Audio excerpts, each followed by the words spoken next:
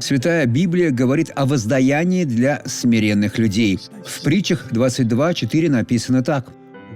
«За смирением следует страх Господень, богатство и слава и жизнь». Так что будьте смиренным человеком. Не нужно никого принижать, считая себя лучше него.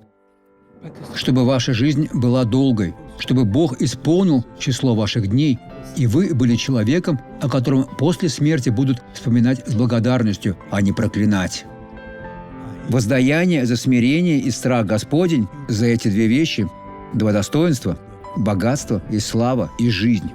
Посмотрите на этого благословленного человека.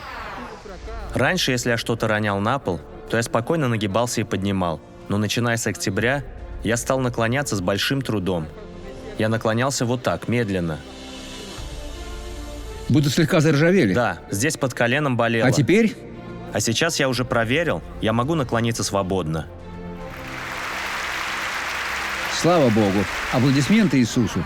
Теперь я помолюсь за вас. Бог, я возлагаю руку на Твое Слово, прося за этого человека. Я обличаю все зло, что мешает его жизни, и говорю: убирайся прочь, не касайся больше этого человека. Во имя Иисуса. А вы скажите: слава Богу! Благословение уже ваше.